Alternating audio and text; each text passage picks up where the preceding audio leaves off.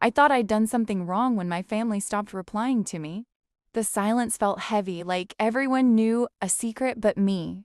Then I discovered they had a group chat, one I wasn't in. I thought it was betrayal. But when I finally learned why they'd hidden it, I wished I'd never opened that chat. I never thought I'd be the kind of person to write one of these posts. I've read them late at night, scrolling through endless stories about betrayal, family drama, the things people do to each other when they think no one's watching. I always felt detached, like those stories belonged to some other world, full of strangers whose pain I could only imagine. Until it happened to me. It started small. My family has always had a group chat, Fam, created years ago by my mom. We'd share random photos, bad memes, birthday plans, that kind of thing. It wasn't super active, but it was ours.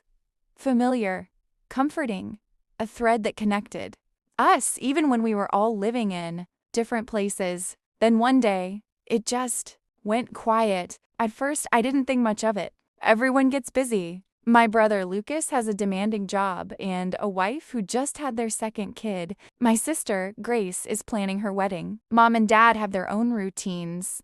I assumed the lull was just life happening. But then I noticed things. Grace would text me about plans we'd supposedly already made. "Are you still good for Sunday?" she'd ask. Or, "Mom said you're bringing dessert, right?" Except I had no idea what she was talking about. When I'd ask for context, she'd go oddly quiet. "Oh, maybe I'm mixing it up," she'd say. Never mind. It happened enough times that the pit in my stomach started to grow. Then came the night everything shifted. I was visiting home for a long weekend. Mom had invited everyone over for dinner, just family, she'd said. It was one of those cozy, slightly chaotic nights. The smell of garlic bread, laughter bouncing off the kitchen walls. The kind of noise that makes you feel like you're part of something alive. But even in that warmth, I felt off, left out of conversations. Glances that seemed to flicker between people when I spoke. At one point, I swore I heard Lucas mutter something to Grace that made her choke back a laugh. When I asked what was funny, Grace said, "Oh, nothing. Just something from the group chat." "What group chat?"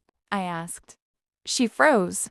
For a half second too long. "Oh, just the family one," she said quickly. But something about the way her voice pitched upward told me it was a lie. Later that night, after everyone had left and Mom was doing dishes, I caught a glimpse of her phone lighting up on the counter. A notification banner flashed. Asterisk, new message in family, no Emma. Asterisk. My heart dropped. It was like the air had been knocked out of me. I just stood there, staring at the words, unable to breathe. My mom must have seen my face because she turned, following my gaze. The color drained from hers. "Emma," she started, "it's not what you think." But I couldn't hear her. My ears were ringing. My vision blurred around the edges. I think I mumbled something like, "I'm going to bed," and went upstairs. My body was moving, but my mind was somewhere else entirely, trying to make sense of what I'd just seen. Family, no Emma. They actually named it that, like I was some joke, like I was too much, or not enough, or both. That night, I barely slept. My thoughts looped endlessly. What had I done wrong? Were they talking about me? Making fun of me? Or were they planning something I wasn't supposed to know about? The next morning, everyone acted normal. Too normal. I could feel the forced cheer in the way Mom asked if I wanted pancakes, or how Dad kept avoiding eye contact. Grace texted me something lighthearted about wedding dresses. It was like they'd all agreed to pretend nothing had happened, but I couldn't. That night, when I went downstairs for water, Mom's iPad was sitting on the counter, unlocked. My pulse started pounding. I told myself not to look, that it would make everything worse. But curiosity and hurt are powerful things. I opened messages. There it was. Family, no Emma. I tapped it. At first, it was just the usual stuff. Photos, logistics, Grace's wedding planning, baby pictures from Lucas. I almost laughed from the sheer absurdity of it. Maybe it really was just a side chat for planning surprises. But then I started scrolling further. And that's when I saw my name, that greater than Asterisk, asterisk, Grace. Asterisk, asterisk, I don't know how to tell her. She'll take it so personally. Asterisk, asterisk, Lucas. Asterisk, asterisk, yeah, she always does. We have to be careful. Last time she cried for days. Asterisk, asterisk, Mom. Asterisk, asterisk, let's just leave it for now. I don't want her spiraling again. Xingxing Dad. Xingxing agreed. We'll tell her when we know for sure. Asterisk, asterisk, Grace. Asterisk, asterisk. So, we're all on the same page. No one says anything yet. There were heart reacts. Thumbs up. Agreement. I kept scrolling. My hands were shaking so hard I could barely read. More messages about her mood. About how she's been fragile lately. About not letting her find out yet. Find out what? Then came one that made me freeze. Greater than asterisk, asterisk, Lucas. Asterisk, asterisk, should we loop Dr. Myers in again? She might help us figure out when to tell her. Dr. Myers, our old family doctor. The one who handled my mom's health scare last year. Why would they need her for asterisk, me asterisk? I kept scrolling, desperate for clarity. But all I found were fragments, messages deleted, threads referencing things like asterisk, the results, asterisk, asterisk, the timing, asterisk, and one from my mom that read greater than asterisk, asterisk, Mom, asterisk, asterisk, I just can't bear to hurt her. She's been through enough, comma. I couldn't read anymore. I don't even remember walking back upstairs. But I do remember sitting on my bed, staring at the wall until the sun came up. I felt hollow, like someone had scooped out the part of me that trusted people and left only air. The next morning, I packed my bag. Mom asked where I was going, and I told her I had to get back home early. She didn't press me. Maybe she already knew what I'd seen. Maybe she was relieved not to have to explain. I spent the drive crying, not sobbing, just leaking tears quietly like a slow leak in a tire. I didn't even know exactly what I was grieving. My family? My sanity? The idea that I was loved unconditionally? For the next week, I didn't reach out. No calls, no texts, and no one contacted me either. The silence was unbearable, but I was too proud, or maybe too hurt, to break it first, until Aunt Liv's called. She's my mom's sister, kind and a little scatterbrained. She's always been the family's accidental truth-teller, the one who blurts out things others try to hide. She called to check in, but within minutes. She said something that made my heart race. I heard about the group chat mess, she said casually. Sarah told me you found it. My throat tightened. Yeah, I said, trying to sound indifferent. Did she tell you why they made it? There was a pause. Well, she said it was just to organize things, with everything going on. With what going on? I pressed. Another pause. Too long this time. Oh, honey, I think I've said too much, Aunt Liz stammered. I should let Sarah explain. Liz, please, I said, my voice breaking. I'm losing my mind here. What's going on? She hesitated again, and when she finally spoke, her voice had softened. It's not what you think, sweetheart. They weren't trying to be cruel. They just didn't know how to tell you. Tell me what? I whispered. She sighed. It's not my place. But talk to your mom, okay? She loves you more than you realize. I hung up and sat there in silence for a long time. My hands were clammy, my chest tight. It wasn't anger anymore, it was fear. The kind that lives in your bones. What could possibly be so bad that they'd all agree to lie to me? That night, I couldn't take it anymore. I called my mom. She answered on the second ring. Emma? She said softly, like she'd been expecting it. I know about the group chat, I said, and I know you're hiding something from me. Please, just tell me what it is. There was silence. I could hear her breathing. Steady, but heavy. Finally, she said, it's complicated. Then uncomplicate it, I snapped, my voice trembling. You've all been talking about me like I'm some fragile child. Just tell me the truth. More silence. Then come home tomorrow. We'll talk in person. Why not now? Because this isn't something I want to say over the phone. And then she hung up. My mind spun wild possibilities. An illness, a secret affair, something with my dad, something with me. Every option felt worse than the last.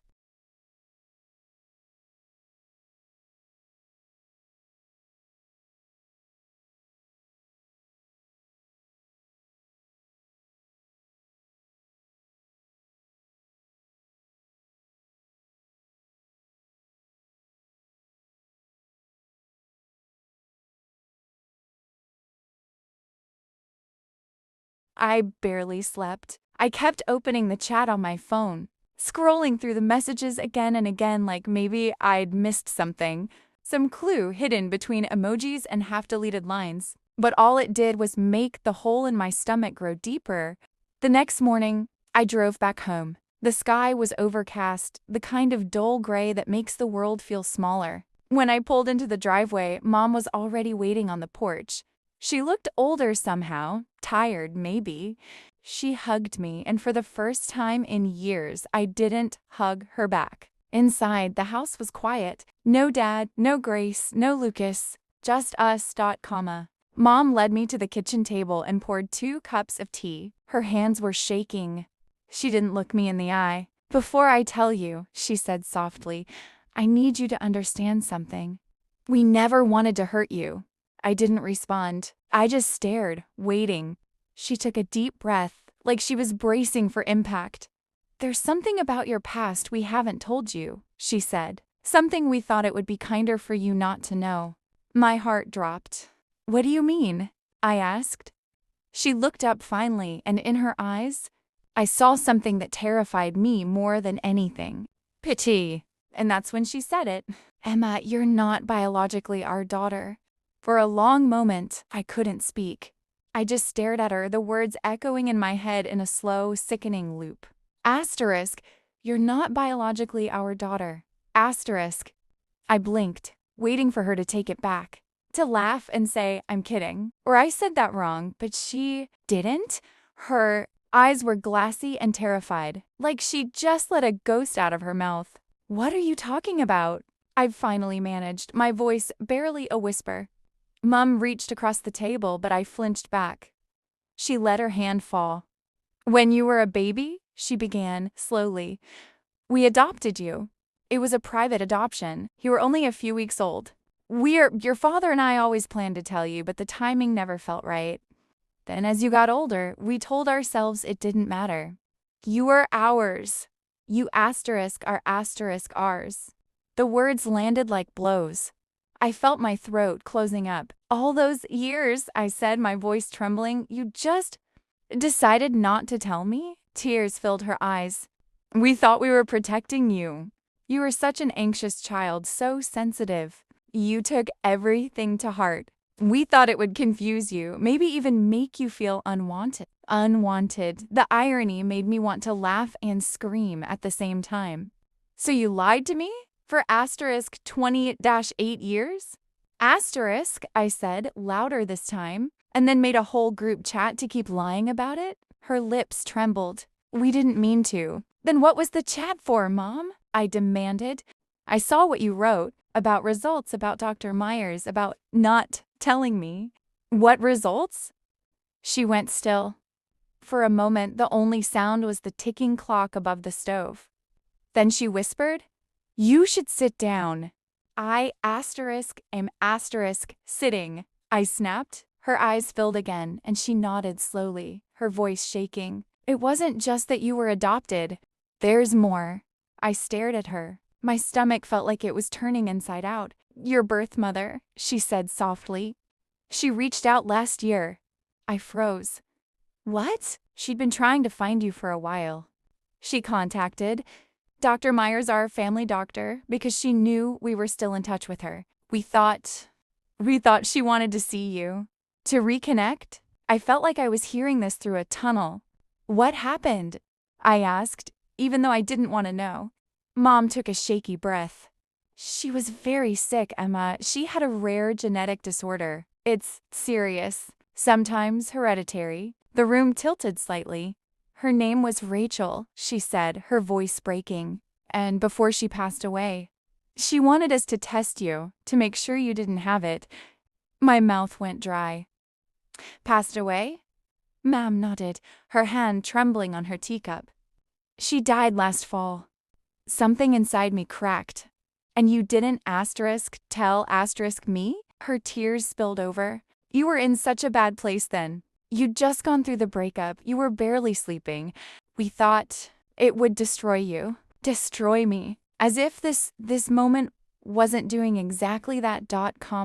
I stood up so fast the chair screeched against the tile. So the group chat was for coordinating with Dr. Myers, Mom said quickly. We were trying to figure out when to tell you, how to tell you, whether to wait until we had your results. My results? I said sharply. What results? She looked at me with haunted eyes. We had your blood tested. The air left my lungs. You what? We didn't mean to go behind your back, she said desperately. Dr. Myers still had a sample from your physical last year. We thought it would be better to know before we said anything. My heart was pounding so hard, it hurt. You tested me without my consent? Mom pressed her hands together like she was praying. We thought we were doing the right thing. Was I positive? I demanded. Did I inherit it? Her lips parted, but no words came out. That hesitation said everything. Oh my God, I whispered. I do, don't I? Emma, she started. It's manageable. It's not terminal. Not right now. Not right now? I repeated, laughing bitterly. Wow, that's comforting. I felt the walls closing in. I needed air. I grabbed my coat and ran out the front door before she could stop me. The cold hit me like a slap, grounding and unreal all at once. I don't remember getting into my car or driving. I just remember pulling into a quiet overlook outside town, the one where you can see the whole valley. I sat there gripping the steering wheel, trying to breathe through the shaking. Adopted. My birth mother dead. A genetic disease I might have. A secret chat to protect me. It felt like my entire life had been rewritten in one conversation. I don't know how long I sat there before my phone buzzed. A text from Grace. Greater than Grace Mom said, I'm so sorry, Em. We never wanted you to find out like this. Grace. Can I come to you, please? I stared at the messages until they blurred. Then I turned the phone face down and let it buzz itself silent. I didn't talk to anyone for 3 days. Mom called. Lucas called. Even Dad texted a rare event. But I ignored them all. My apartment felt smaller than ever. I couldn't eat, couldn't sleep. Every time I closed my eyes, I saw the words family. No Emma burned into the darkness. On the 4th day, Grace showed up at my door. I almost didn't open it, but she looked so miserable standing there in her oversized sweater, holding a container of soup, that I couldn't turn her away. She stepped inside cautiously like she was entering enemy territory. You look awful, she said softly. Thanks, I muttered, sinking onto the couch. She sat beside me, fidgeting. For a minute, neither of us spoke. Finally, she said, Mom told me what happened. Of course she did. I know you're angry. Angry? I laughed. Try humiliated, betrayed, completely gutted. Grace winced. I get it, I do, but you have to believe me, Em. We were trying to protect you. By lying to me my entire life? By waiting, she said quietly. We wanted to tell you when it wouldn't destroy you. I looked at her. There's no good time for this kind of thing, Grace. She sighed. I know, but we didn't want you to think Mom and Dad didn't love you. You've always been so sensitive about family stuff. That word again. Sensitive. I hated it. You all think I'm weak, I said. No, she said quickly. Just someone who feels deeply. It's one of the best things about you, but it also means you get hurt more easily. Mom was terrified of breaking you. I looked away. My eyes burned. After a moment, Grace pulled something out of her manila envelope. She held it out to me. What's that? It's everything Mom didn't know how to give you, she said. About your birth, Mom? Letters, photos, and the medical stuff too? She thought it would be better if you heard it from us, not a stranger. I stared at the envelope for a long time. My hands wouldn't move. Grace placed it on the table between us and stood. I'll go, but just know she loves you, Em. We all do. We just handled it badly. When she left, I sat there in silence, staring at the envelope like it might bite me. Eventually, curiosity or maybe desperation won out. I opened it. Inside were a few old photos, a couple of letters, and a medical summary. My fingers trembled as I read the name at the top. Rachel Morrison, Sing Sing, my birth mother. The first letter was dated from last year. The handwriting was shaky, uneven, greater than, asterisk, dear Emma, asterisk, greater than, asterisk. If you're reading this, it means I finally reached you, or at least the people who raised you. I've wanted to find you for years, but I didn't think I had the right. I was so young when I had you. I couldn't give you the life you deserved. And I've lived with that guilt every day since. Asterisk, greater than, asterisk, you should know I've always loved you. You were never a mistake, not for 1 second. I used to imagine what kind of person you'd grow up to be. I prayed you'd be kind. I think maybe you are. Greater than, asterisk, there's something important. You need to know about our family something medical. I don't want to scare you, but it's something you should check for. It's called Marlin's syndrome. It can affect the heart, sometimes the lungs. It's genetic. Please get tested. Asterisk. Greater than, asterisk, if you do read this, and if it's not too late, I'd like to meet you. Even just once. Asterisk. Greater than, asterisk love, greater than, Rachel. By the end, the words were a blur. My chest ached. I flipped through the photos, one of her holding a newborn baby, one of a young woman with wild hair and tired eyes. She looked so much like me, it made my skin prickle. I didn't even notice I was crying until tears dripped onto the paper. That night, I made an appointment with Dr. Myers myself. I didn't want to go through Mom again. I needed to hear it from someone neutral. She looked surprised when I showed up, but she didn't ask questions. When I told her I wanted to go over my results, she nodded slowly, her expression unreadable. Emma, she said gently, I'm so sorry you had to find out this way. Just tell me, I said. Do I have it? She hesitated, then turned her screen so I could see. There it was in black and white positive markers for Marlin's syndrome. It felt like the world went silent. Now before you panic, she said quickly, there are treatments. We can monitor it closely. Many people live long, full lives with it, but you'll need regular checkups, lifestyle adjustments, possibly medication. Her words floated around me like static. I nodded automatically, not really hearing her. When I got home, I sat on the floor and reread Rachel's letter. I traced the curve of her handwriting with my finger, feeling an ache I couldn't name. Love, grief, confusion, all tangled into one heavy knot. I wanted to hate my parents. I wanted to scream at them for lying. But the more I thought about it, the more I understood their fear. How do you tell your child her life began with loss and might end with a disease you can't fix? Still, understanding didn't erase the hurt. That night, I opened my messages and stared at the family chat, the one that included me. My fingers hovered over the keyboard.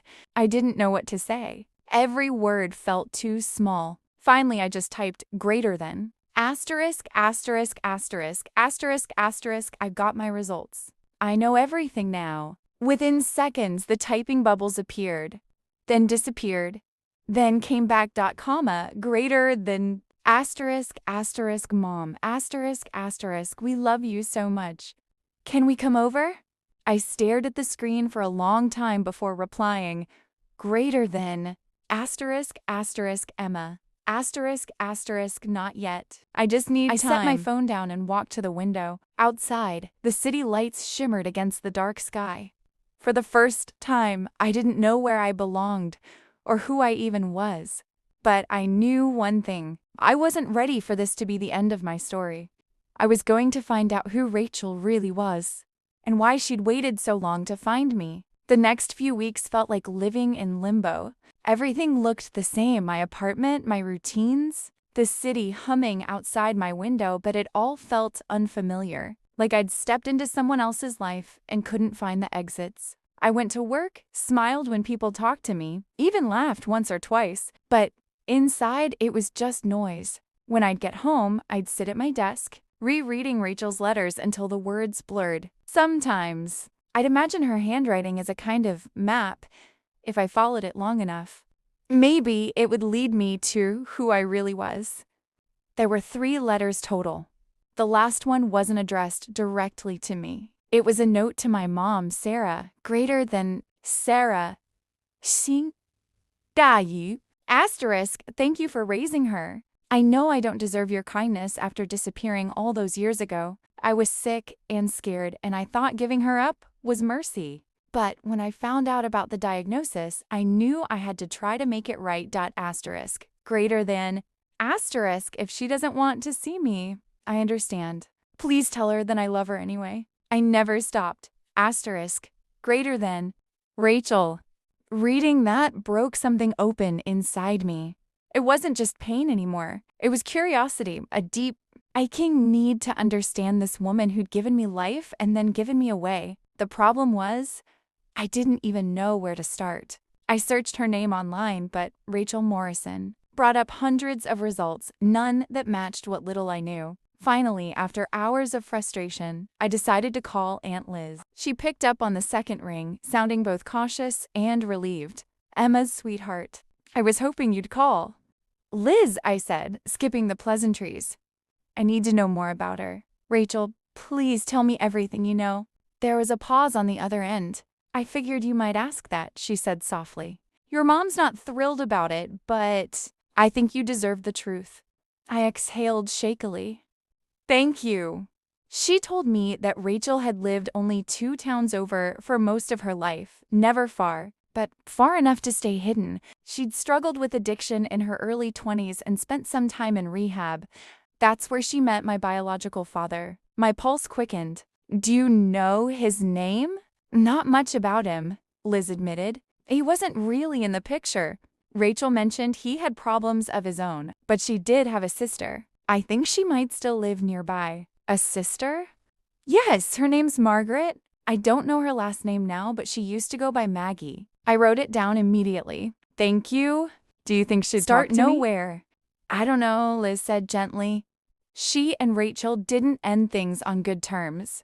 But if anyone can tell you about where you come from, it's her. After we hung up, I sat staring at the name on my notepad. Asterisk Maggie dot asterisk. It felt strange to realize that somewhere out there, I might have an aunt. Blood, not just family by choice. I found her a few days later through an old Facebook page that hadn't been updated in years. The profile picture showed a woman with curly auburn hair and tired but kind eyes. There was an address listed for a small flower shop in her town.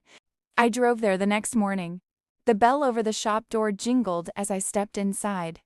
The smell of soil and lilies hit me immediately, sweet and heavy. Behind the counter stood a woman who looked like an older version of the face from the profile picture. Hi, she said, wiping her hands on her apron. Can I help you? I hesitated.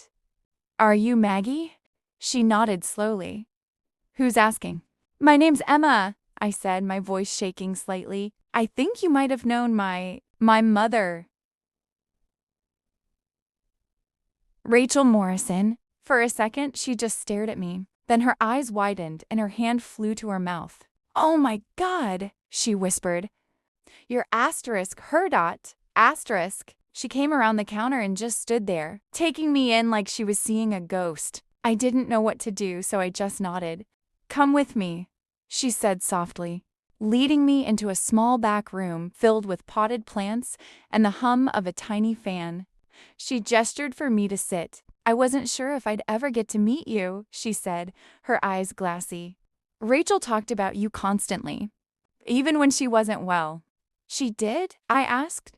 Oh, sweetheart, you were her anchor. She always said giving you up was the hardest thing she'd ever done. I swallowed hard. Why did she do it? Maggie sighed. We were barely adults. Our parents had just died in an accident and she didn't cope well. Fell in with the wrong people. Drugs, bad choices. When she found out she was pregnant, she wanted to get clean, but she was scared. She thought you'd be safer with someone else. I felt tears sting my eyes. She was right. I had a good life. Until now, I guess. Maggie gave me a sad smile. She'd be glad to hear that. I hesitated. Did you know she was sick? Maggie's face fell. Yes, she called me when she got the diagnosis. She wanted to make amends, but I was angry back then. I told her to leave me out of it. When I heard she'd passed, I went to her funeral, but your parents were there. I didn't know if I should say anything. I froze. My parents were ** at her funeral? Maggie nodded. Yes, they came quietly. Stood at the back. I thought you knew. My chest tightened. They never told me. Oh, honey, she said softly, reaching for my hand. They probably thought they were sparing you pain. But I think she would have wanted you there. I looked down at our hands, hers calloused from work, mine trembling slightly. Do you know anything about my father? I asked quietly. Maggie hesitated. Only that he was in and out of jail. Rachel loved him, but he wasn't good for her. When she got pregnant, he wanted nothing to do with it. She used to say you were her reason for getting clean. I sat back, my mind spinning. All my life, I'd pictured my family as this neat little story, Mom. Dad, Grace, and Lucas, with me somewhere in the middle. Now there were missing pages everywhere. She left me some letters, I said, and I have her photo. But I don't feel like I no her. Not really. Maggie gave a small smile. I might have something that can help with that. She stood and went to a cabinet, rummaging for a moment before pulling out a small box wrapped in a faded scarf. She handed it to me carefully. She gave me this years ago, Maggie said. Told me to keep it safe in case you ever came looking.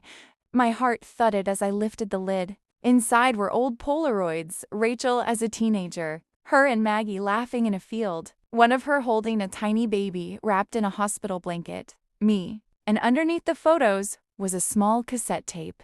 A label on it read, * for Emma. Oh my God, I whispered. It's her voice? Maggie nodded. She recorded it not long before she passed. I didn't have the heart to listen to it. I took the tape, clutching it to my chest like it was something alive. Thank you, I said, my voice barely audible. She smiled gently. She'd be proud of you, you know? You have her eyes, and that stubborn streak. I laughed softly, even as tears slid down my face. Yeah, I think I got that from both sides. That night, back home, I borrowed an old cassette player from a thrift shop and sat cross-legged on the floor, the tape trembling in my hands. When I pressed play, the sound crackled before a voice filled the room, shaky, breathy, but unmistakably real. Hi, Emma. If you're hearing this, I guess I didn't make it to meet you. I'm sorry for that. I wanted to see your face just once. But life has a cruel way of running out of time. Greater than I don't want you to be angry at your parents. They've been your real family. They gave you everything I couldn't. I just want you to know that I loved you. Every day. Even when I was gone. Especially then. Greater than if you have what I have, don't be afraid. It's not a curse. It's just a reminder that our hearts are fragile things. Take care of yours, okay? Find joy. Don't waste time hiding from the truth like I did. Greater than I love you, baby girl. The tape ended with the soft sound of her breathing. One long inhale, one long exhale, and then silence. I sat there for a long time, tears soaking my shirt. The quiet hum of the player still spinning like a heartbeat. For the first time, I didn't feel angry or betrayed. Just human, a daughter who finally knew where she... A few days later, I went to see Mom again. I didn't call first. When she opened the door and saw me, she froze, eyes wide with a mix of hope and fear. I listened to her tape, I said, and I went to see her sister. She nodded slowly. I know, Liz told me. I'm still mad at you, I said. But I understand now. You thought you were protecting me. But Mom, I took a deep breath, my voice breaking. You can't protect someone from who they are. Her face crumpled. She pulled me into her arms, and this time, I let her. We cried for a long time, for the lies, for the truth, for everything in between.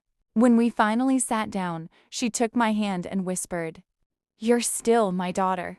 Emma, that's never going to change. I know, I said softly, but I think it's time I figure out who else I am too. She nodded, smiling through her tears. Then let's do that together. That night, I opened my phone. The old family No Emma chat was still pinned at the top of Mom's iPad, though no one had used it in months. I thought about deleting it, but instead, I opened it and typed one message, greater than, asterisk, asterisk, Emma, asterisk, asterisk. You can delete this now. I think I finally understand. Then I left the chat. I went back to the main family thread and sent a new message, greater than, asterisk, asterisk, asterisk, asterisk, asterisk. Dinner at my place this weekend? No secrets, no surprises, just us. Within seconds, everyone replied, heart emojis, exclamation points, the kind of warmth that only comes when people are trying, really trying to start over. For the first time in months, my chest felt light. I didn't know what the future looked like, with my health, with my family, with all the questions still hanging in the air, but I knew one thing for sure. I wasn't excluded anymore. Not from the chat, not from my family, not from the truth. And maybe that was the beginning of everything. The dinner was awkward at first. Everyone arrived early, like they didn't trust themselves to be late. Mom brought her famous lasagna. Dad came with an extra bottle of wine, Grace carried dessert, and Lucas showed up empty-handed but offered to do the dishes. It should have felt normal, but it didn't. The air was heavy, careful. We were a family still learning how to breathe again. I'd set the table simply. No decorations, no candles, just plates, forks, and the hope that maybe, somehow, we could start over. When we sat down, the silence was unbearable. So, I said, trying to sound light, no one here is secretly recording this for another group chat, right? Grace let out a nervous laugh. Mom groaned softly. Lucas smirked and shook his head. Too soon? Probably, I said, smiling despite myself.